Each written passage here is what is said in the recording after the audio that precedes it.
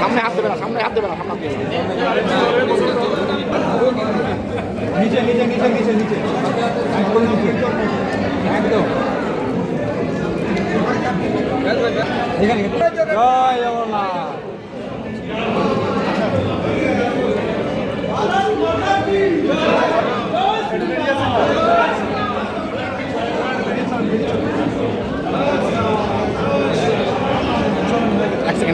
দেখুন, আমার জন্য চরম সৌভাগ্যের বিষয় যে স্বয়ং চৈতন্য মহাপ্রভু যে বিগ্রহকে স্পর্শ করেছিলেন, স্বয়ং রামকৃষ্ণ পরমহংসদেব, স্বয়ং মা শারদা, গিরিশ ঘোষের মতো, বঙ্কিমচন্দ্রের মতো ব্যক্তিত্বরা যে রথের দড়িতে হাত দিয়ে পুণ্য লাভ করেছিলেন, 630 বছর পুরনো রথযাত্রা এবং শ্রী জগন্নাথ দেবের বিগ্রহ, আর স্বয়ং চৈতন্যদেব মহাপ্রভু তিনি এই রথযাত্রা এবং এই ক্ষেত্রকে নবনীলাচল বলে আখ্যা দিয়েছেন।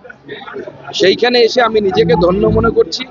আমি আয়োজকদেরকে ধন্যবাদ জানাই আমার মতো একজন মানুষ, সাধারণ মানুষকে এখানে দেখার জন্য, এবং যেভাবে আজকে প্রভুর দর্শন পাওয়ার, প্রভুকে স্পর্শ করার যে সৌভাগ্য হলো, সেই সৌভাগ্যের জন্য আমি আয়োজকদের ধন্যবাদ জানাতে চাই এবং আমি কৃতার্থ এবং তাদের প্রতি সারা জীবন কৃতজ্ঞ থাকি। এই জেলা খুব বড় জেলা, তো স্বাভাবিকভাবে এই জেলায় অতি প্রাচীন যে বাংলা, সেটা তো গঙ্গার এপারের বাংলা, কলকাতা বরঞ্চ তার পরে স্থাপন হয়েছে, তো স্বাভাবিকভাবে এখানে প্রাচীন রথযাত্রা আছে।